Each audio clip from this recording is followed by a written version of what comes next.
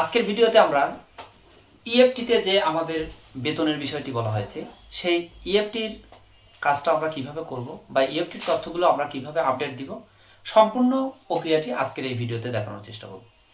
এখানে প্রথমে আমরা যে কাজটি করব, আমাদের এই সর্বপ্রথম যে কাজটি সেটা হলো আমাদের যে ইএমআইএস সেল আছে, আমরা গুগল সার্চ বারে গিয়ে টাইপ করব ইএমআইএস।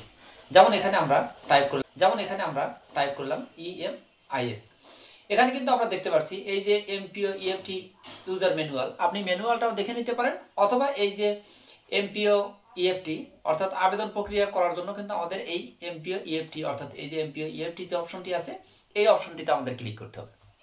এখন এই অপশনটিতে যখন আমরা ক্লিক করব, এখানে কিন্তু আমাদের চাওয়া হয়েছে অর্থাৎ ইউজার আইডি এবং পাসওয়ার্ড।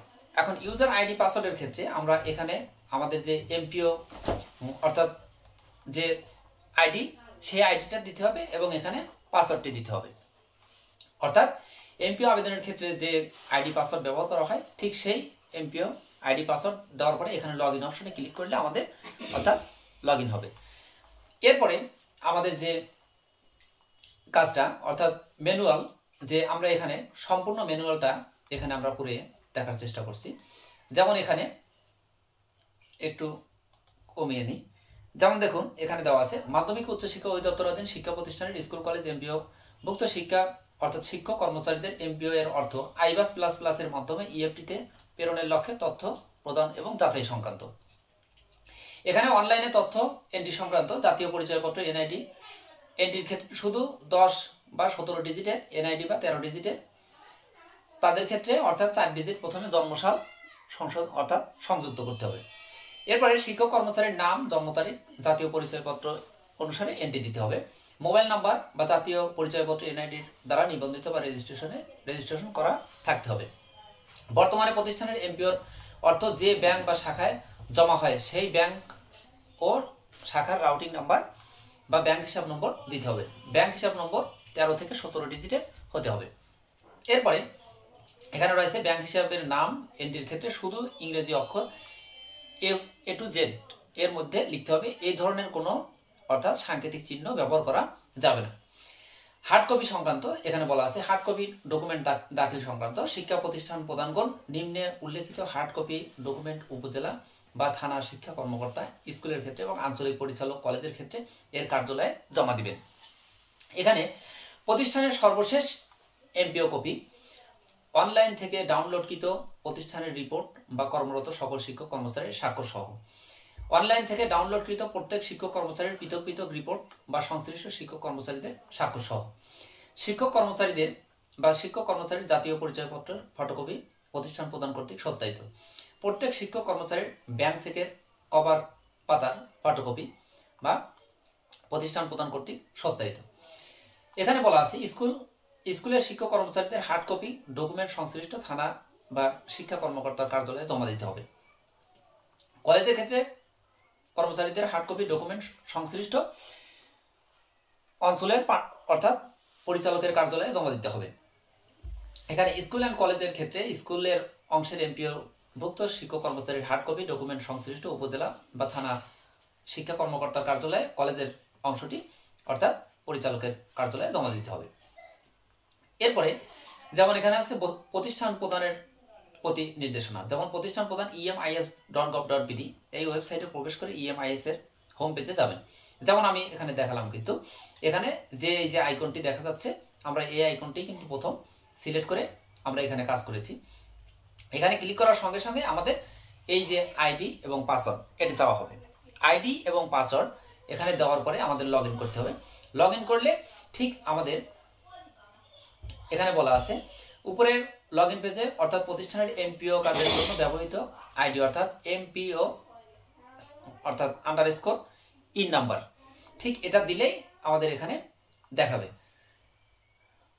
এরপরে আমরা লগ ইন করার পর ঠিক এরকম অপশনটি পাবো, যে লগ ইন করার পর নিম্নরূপ ফর্ম পাওয়া যাবে। প্রতিষ্ঠান এই তথ্যগুলো কিন্তু অটো আসবে, শুধু এখানে রাউটিং নাম্বার যে ব্যাংকে আমাদের বেতন হয় ঠিক সেই ব্যাংকের রাউটিং নাম্বার যখনই আমরা এখানে ইনপুট দেব দিয়ে সার্চ অপশনে যখন বা সেভ অপশনে যখন আমরা ক্লিক করব, সার্চ অপশনে ক্লিক দেওয়ার সঙ্গে সঙ্গে এই যে সার্চ অপশন এখানে দেওয়ার সঙ্গে সঙ্গে আমাদের সকল তথ্য অর্থাৎ ঠিক এই ধরনের যে ব্যাংকের নাম এবং আনুষঙ্গিক সকল তথ্য এইভাবে দেখা যাবে। দেখা যাওয়ার পরে আমাদের এখানে বলা আছে উপরের তালিকা থেকে প্রতিষ্ঠান প্রধান তার প্রতিষ্ঠানের এমপিওভুক্ত শিক্ষক কর্মচারীদের প্রত্যেকের তথ্য আলাদা আলাদাভাবে প্রদানের জন্য শিক্ষক কর্মচারীর নামের বাম পাশে এডিট বাটনে ক্লিক করলে ওই শিক্ষকের অবস্থান নির্বাচনের জন্য নিম্নরূপ ফর্ম পাওয়া যাবে। অর্থাৎ এই যে এখানে আমরা দেখতে পাচ্ছি, এটা যখন আমরা ক্লিক করব, ক্লিক করার সঙ্গে সঙ্গে আমাদের ঠিক এই নিচের অবস্থানটা পাওয়া যাবে। যেমন এখানে ইন্ডেক্স নাম্বার, নাম, পদবি এবং বর্তমান অবস্থা, যে এটা দেওয়ার পরে আমরা সেভ অপশনে ক্লিক করব। সেভ অপশনে যখন আমরা ক্লিক করব তখন এখানে বলা আছে যে উপরের চিত্রে প্রদর্শিত শিক্ষক কর্মচারীর বর্তমান অবস্থা অপশনে ক্লিক করে ওই শিক্ষক কর্মচারীর বর্তমান অবস্থা নির্বাচন করতে হবে। বর্তমান অবস্থাতে কর্মরত, পদত্যাগকৃত, মৃত, সরকারিকৃত বা অস্তিত্ব নেই এরকম যে অপশনটি থাকবে ঠিক সেই অপশনটি আমরা সিলেক্ট করব। যেমন কর্মরত বলতে যে সকল শিক্ষক কর্মচারী এমপিও স্বাভাবিকভাবে চলমান বা বরখাস্তকৃত, কোনো কারণবশত বেতন বন্ধ বা স্টপ আছে এমন জনবলকে বোঝায়। এগুলো তো আমরা সবগুলো বুঝতেই পারছি। এখন বর্তমান অবস্থা থেকে প্রদর্শিত 5টি অপশনের মধ্যে শুধুমাত্র কর্মরত নির্বাচন বা সেভ বাটনে ক্লিক করলে ওই শিক্ষক কর্মচারীর তথ্য প্রদানের জন্য নিম্নরূপ ফর্ম দেখা যাবে। যেমন এখানে দেখুন যে ইন্ডেক্স নাম্বার, নাম, পদবি এবং কর্মরত এখন বিদ্যমান এমপিও শীট অনুযায়ী এবং সংশোধিত হালনাগাদকৃত। এখন এখানে বলা আছে যদি কোনো শিক্ষকের তথ্য গড়মিল থাকে বা অমিল থাকে বা কোনোটা সংশোধনের প্রয়োজন হয়, সেই ক্ষেত্রে কিন্তু আমাদের এখানে এই যে সংশোধিত তথ্য হালনাগাদকৃত এটা এখানে সংশোধনের অপশন দিয়ে দিয়েছে। সুতরাং এখানে আমরা সংশোধনের আপডেটটা দিতে পারবো।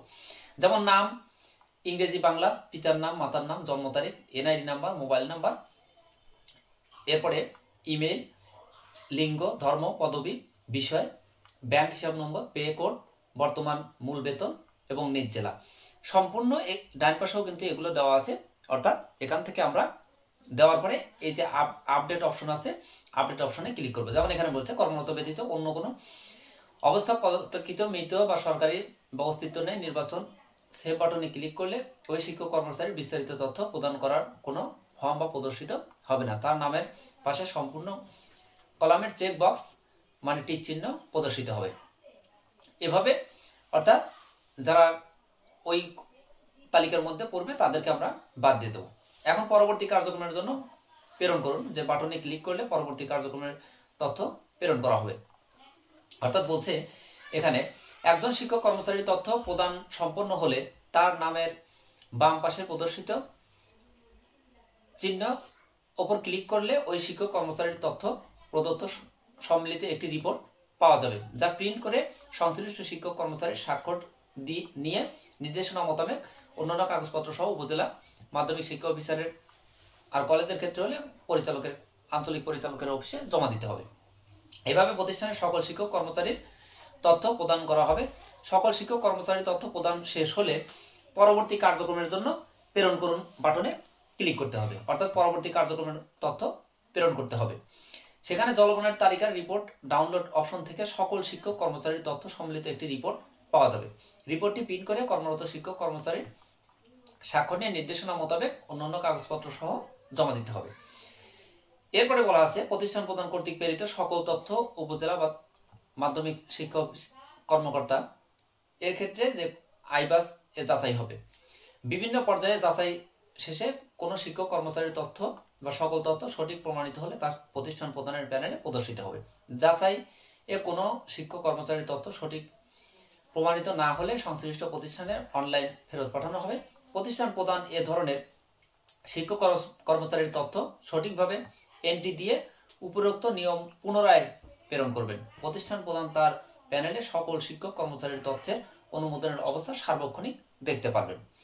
কোনো শিক্ষক কর্মচারীর তথ্য সঠিক প্রমাণিত না হলে ইএফটিতে তার এমপিও প্রদান বিঘ্ন হবে। এরপরে বলা আছে যে আঞ্চলিক পরিচালক বা উপজেলা বা থানা মাধ্যমিক শিক্ষা কর্মকর্তার করণীয়। এখানে অর্থাৎ এটা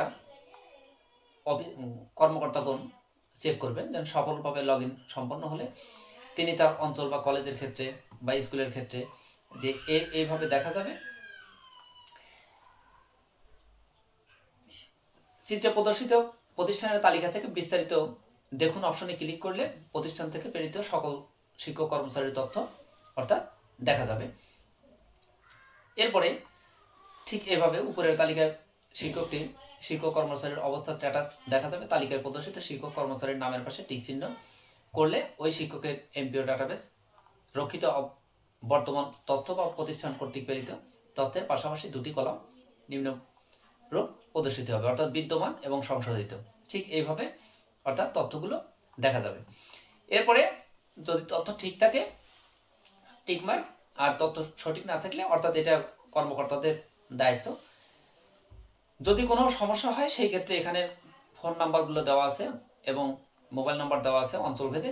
এখান থেকে আমরা মেইল করে অথবা ফোন করে তথ্যগুলো নিতে পারবো। সুপ্রিয় দর্শক বন্ধু, এই ছিল এখনকার মতো। নেক্সট আপডেট দেখার নিমন্ত্রণ জানিয়ে বিদায় নিচ্ছি। সবাই ভালো থাকুন, সুস্থ থাকুন, সবার সুস্বাস্থ্য নেক হায়াত কামনা করে এখানেই বিদায় নিচ্ছি। আল্লাহ হাফেজ।